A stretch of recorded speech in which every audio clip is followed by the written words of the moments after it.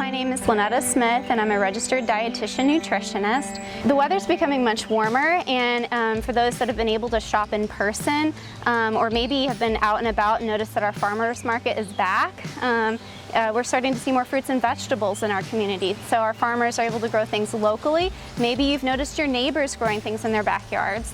And so now is the time to really enjoy that fresh produce. The flavors are great, the nutrition is at its peak, and so if you have not dived into gardening yourself, now's a great time to do it. There's actually a huge trend in gardening, and so help is at your fingertips. This is just romaine lettuce that I bought from the store, used it, and then this is the vegetable scrap that you might throw away or compost.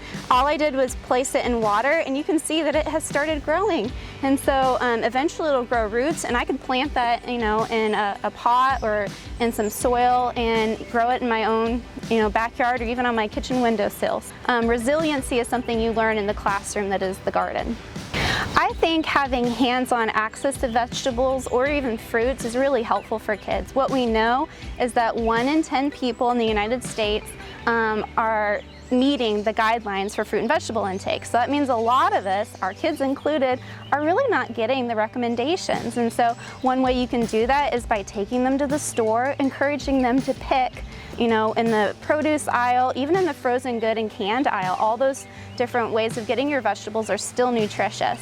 Going to the farmer's market, asking them to talk with the farmers, learning more about how that berry was grown, what the growing conditions were like, and if you have access, even going to the farm yourself. One of the best ways to increase your fruit and vegetable intake is by simply having it available and introducing it without shame. And so this goes for both adults and kids.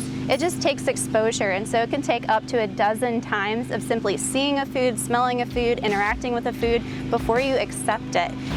So when it comes to grilling season, a great way to add color and texture is by going to fruits and vegetables and thinking about them in different ways. And so using your grill to place your salad there. One example is romaine lettuce. You can add romaine lettuce or even iceberg lettuce, and grilling it completely changes the flavor profile. The same is true for our fruits, and so I love pineapple.